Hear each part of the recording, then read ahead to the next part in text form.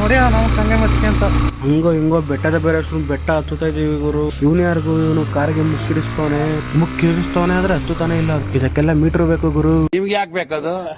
ತಿಕಾ ಮುಚ್ಕೊಂಡು ಹೋಗಲ್ಲ. ಒಳ್ಳೆ ಈಗ ಒಂದ್ಸಲ ಆದ್ರೂ ಬೆಟ್ಟದ ಬನ್ನಿ ಗುರು, ಕಳೆದು ಹೋಗ್ತೀರಾ. ಇಲ್ಲೇ ಈಗಿದ ವೆದರ್. ಇನ್ನು ಮೇಲ್ಗಡೆ ಹೋದ್ರೆ ಅಷ್ಟೇ, ಮೇಲ್ಗಡೆ ಹೋದಂಗೆ ಸ್ವರ್ಗನೇ ನಿಮ್. ಬಾ, ಈ ಕೆಟ್ಟ ನರಕದಲ್ಲಿ ಒಂದು ಒಳ್ಳೆ ಸ್ವರ್ಗ ತೋರಿಸ್ತೀನಿ ಬಾ. ನೀವು ಕಾರ್ಗಿಂತ ಬೈಕಲ್ಲಿ ಎಕ್ಸ್ಪೀರಿಯನ್ಸ್ ಮಾಡ್ಬೇಕು ಇಂಥ ಪ್ಲೇಸ್ಗಳನ್ನ. ಯಾಕಂದ್ರೆ ಇದ್ರಲ್ಲಿ ಅಲ್ವಾ ಗುರು ಇರೋದು ನಿಜವಾದ ಮಜಾ. ಇಂಥ ಪ್ಲೇಸ್ಗಳಲ್ಲಿ ಬೈಕಲ್ಲಿ ಹೋಗ್ತೀನಿ ಅಂದ್ರೆ ಹೋಗ್ತಾನೆ ಇರ್ಬೇಕು ಅನ್ಸ್ತದೆ ಗುರು. ನಾವು ಬಾಯಿ ಮುಚ್ಕೊಂಡಿದೀವಿ, ನಮ್ನ ಕೆಣಿಗ್ಬೇಡಿ. ಮತ್ತಿಂತ ಜಾಗಗಳೆಲ್ಲ ನಮ್ ಕರ್ನಾಟಕದಲ್ಲಿರೋದು ನಮ್ ಹೆಮ್ಮೆ ಗುರು.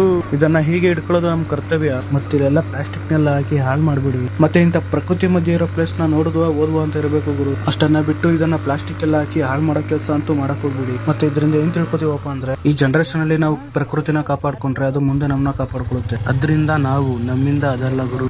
ನಮ್ಮಿಂದ ನೀನು, ನಿನ್ನಿಂದ ನಾವಲ್ಲ. ಏ, ಏನಂತ ಚುಚ್ಬಿಡ್ತೀನಿ ನಗಲೇ.